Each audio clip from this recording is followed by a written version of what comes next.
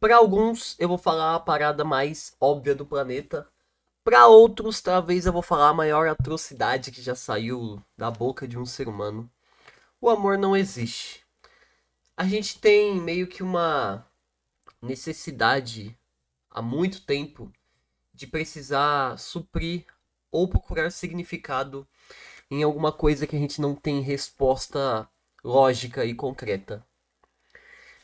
Muitos e muitos anos já se passaram que a gente vê como que os filósofos sempre tentaram procurar uma solução, né? Para a maioria dos problemas sociais que a gente tem e existenciais. A nossa vida é tão triste, né? Nós temos uma vida que é um programa de televisão triste, com intervalos de felicidade, que a gente acaba meio que procurando sentido no sofrimento. Vou dar um exemplo disso. Se você pega um lobo, por exemplo, vai, um lobo, né? E ele fica preso numa armadilha com a perna dele e quebra a perna dele, ele só vai sentir uma dor insuportável, mas aquilo pra ele é uma coisa que ele só precisa escapar dali. Os instintos dele vão querer escapar dali. Se um ser humano fica preso numa armadilha, ele vai tentar achar sentido naquilo. Oh meu Deus, por que que eu fiquei preso aqui? Deus do céu, por que que eu mereço isso? Por que que eu sofro tanto? Qual é o objetivo disso? Qual é a lição que eu tenho que aprender? A experiência que eu tenho que ter? Sendo que aquilo só foi um acaso, não é para ter lógica. O amor funciona de uma maneira muito semelhante. A gente precisa ter um significado maior do porquê a gente quer se conectar com outra pessoa. A gente chegar e falar assim: ah, eu quero beijar outra pessoa, quero transar com outra pessoa, muito seco assim, no sentido figurativo, acaba parecendo muito frio, monstruoso. Não tem lógica, sabe? Você, nossa, então eu só quero botar meu pinto dentro da xerequinha dela, ou eu quero colocar o pinto dele dentro da minha xerequinha, ou meu pinto com pinto, ou xereca com xereca, só porque sim, só por prazer. É comprovado, né, cientificamente que o maior prazer que o ser humano consegue sentir é no orgasmo. É uma chuva de dopamina muito rápida, instantânea, recompensativa. Só que você fazer isso de uma maneira, como eu disse, né, não daria sentido. Então a gente precisa procurar algo maior. Muitos filósofos, como Schopenhauer, falavam muito sobre isso também, né? Só que de uma maneira muito pessimista.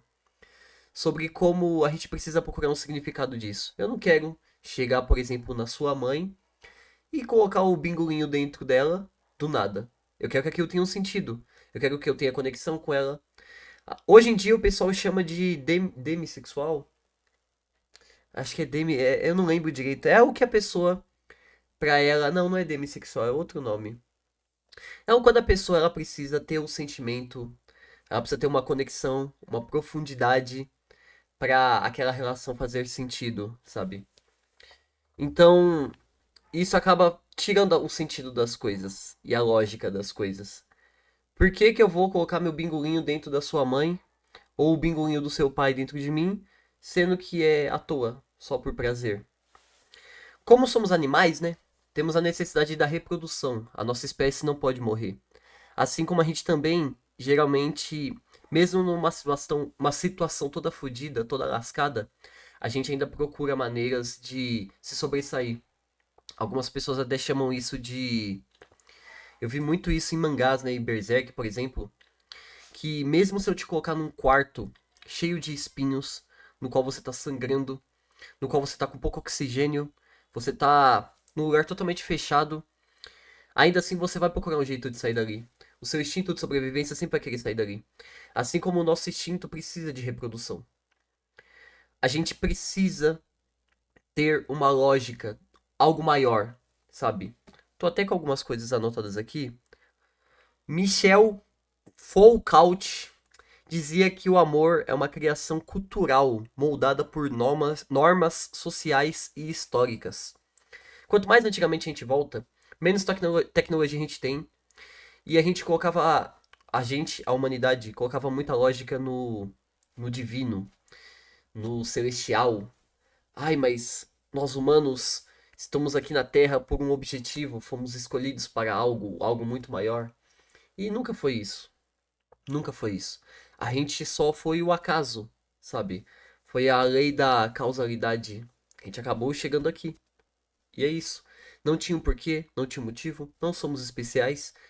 E a forma que os organismos, conforme o tempo foi passando, acharam para evoluir foi através da reprodução sexual.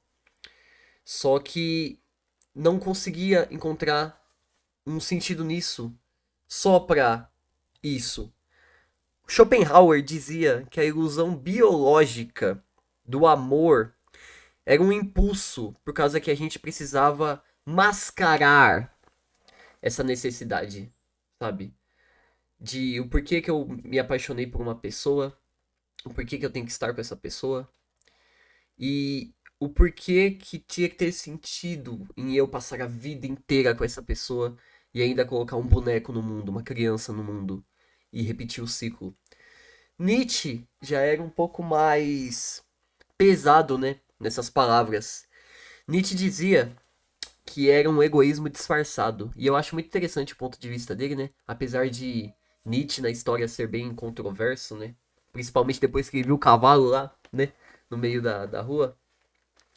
Essa necessidade, principalmente quem é homem. Na verdade, acho que o ser humano no geral vai me entender aqui. A gente é muito egoísta na questão do amor. Se eu sou apaixonado por você, querendo ou não, eu vou sentir ciúme. Se eu realmente for apaixonado e amar você, eu vou sentir ciúme. Eu não quero dividir você. Não quero dividir esse seu corpinho gostoso, delicioso com outra pessoa. Não quero. Eu quero que esse corpinho seja todo meu.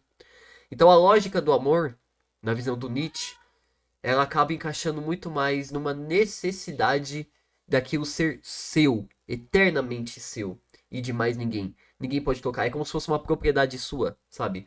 É nada comunista aqui. É completamente você é o meu namorado, namorada. Você é minha propriedade. Esse corpinho é pelado, é totalmente meu. E é por isso que eu preciso encontrar um sentido nisso. Aí não é o amor, né? Na verdade, nunca foi. Aí é o ciúmes. Principalmente o possessivo, né?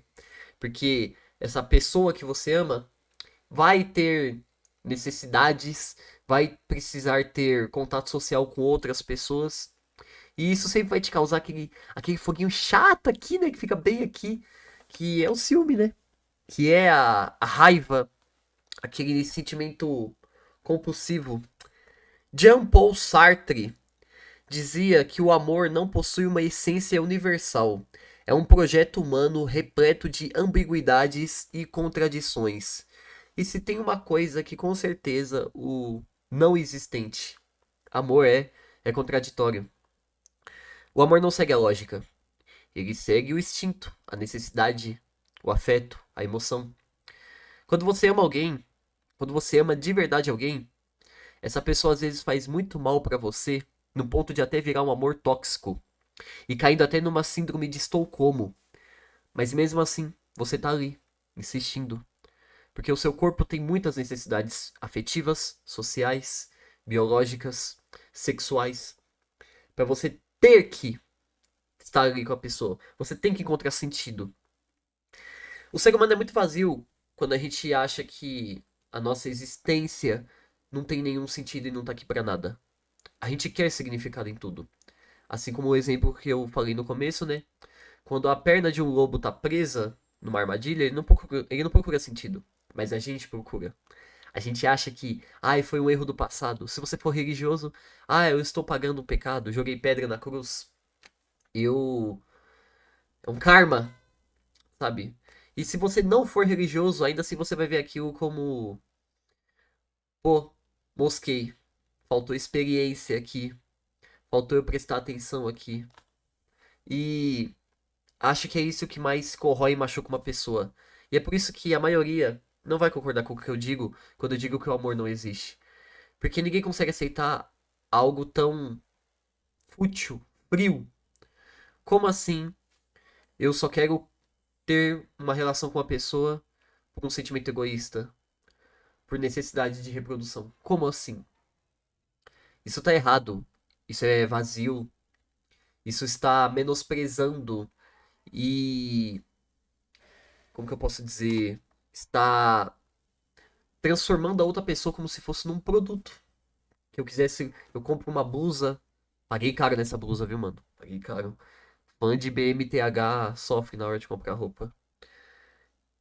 Também era dito por Simone de Beauvoir, ainda bem que eu tenho essas notinhas aqui, que o amor, como a dependência emocional, é visto como uma prisão que limita a liberdade do indivíduo. Não importa, mas eu digo isso com todas as minhas experiências e experiências de outras pessoas e de estudos. Não importa o quanto você ache que quando você sente amor por alguém, você vai continuar sendo a mesma coisa que sempre foi, porque não é. O ser humano nasce uma folha em branco, sabe? E tudo que ele encosta, ou ele vê, ou ele consome, né? O que os olhos não veem, o coração não sente. Tudo dá um risquinho nessa folha. E esses risquinhos vão moldando a nossa personalidade até chegar no ponto que a gente tá concluído. A gente fez o download do Pet Note inteiro. E já temos certeza como que a gente vai seguir o ritmo. Só que quando o amor chega essa hora, você precisa sacrificar alguma coisa. Desde algo que pra você possa ser fútil, como por exemplo, se você for um cara ou uma mina que vai pra muito rolê, fica com muita gente, você vai ter que sacrificar aquilo pra poder se relacionar com a pessoa. A não ser que você diga sim à poligamia, né? Mas aí já é uma parada que eu não apoio. Sou 100% monogâmico e tô muito feliz com isso.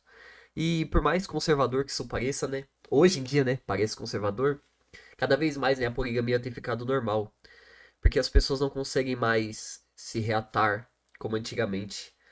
A gente tinha grandes conexões por causa dessa cultura da religião inserida na gente, introduzida na gente.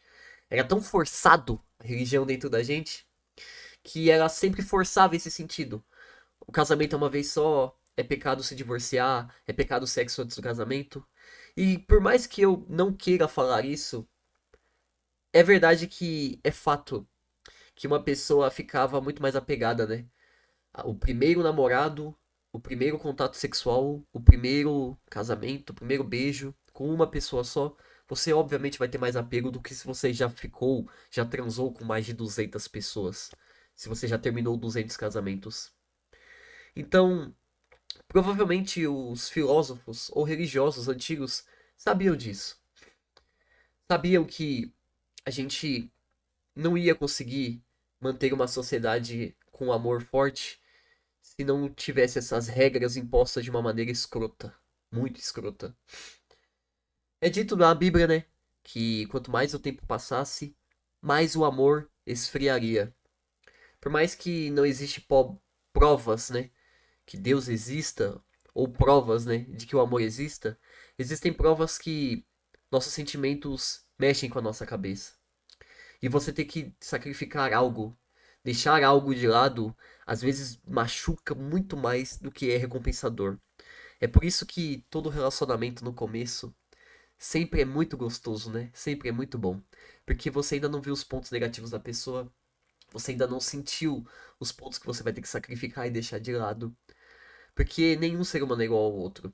Se você pegar dois seres humanos que não se conhecem e colocarem trancados dentro de uma sala quadrada, em menos de 3 dias eles vão estar brigando. Ou transando. Vai ser um desses dois aí. Mas se eles transarem primeiro, pode ter certeza que mais alguns dias passando eles vão brigar. Porque por natureza, a gente é muito diferente um do outro. Mas muito diferente. Mas muito mesmo. Em todos os sentidos. Genético, biológico, filosófico, espiritual, se você acredita.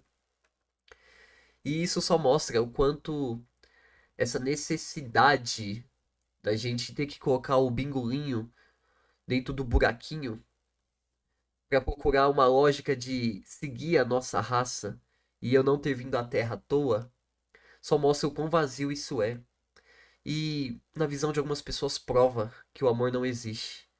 Porque se o amor existisse, muitos problemas, como guerra, não aconteceriam, brigas não aconteceriam. Aquela frase de genérica, né, de anime shonen, Naruto, que fala que o ódio nasce para proteger o amor, acaba sendo uma interpretação interessante, porém hipérfula, sabe? Só mostra como que um sentimento de aquilo precisa ser meu, aquilo tem que ser meu, então eu vou proteger aquilo, acaba sendo muito fora do romance real. O amor entre um pai, uma mãe, um filho, que não tem como existir ex-pai e nem ex-filho, acaba sendo muito diferente do amor romântico ou aromântico, por questão de aquilo te moldou, aquilo te criou, literalmente. Aquilo estava no sangue do seu sangue, no seu lado biológico. Agora, quando é sangue de outra pessoa, o amor acaba sempre terminando em guerra. Deixa o like no vídeo e, se Deus quiser, amanhã ou outro dia aí, tamo com outro vídeo, tá? Falou.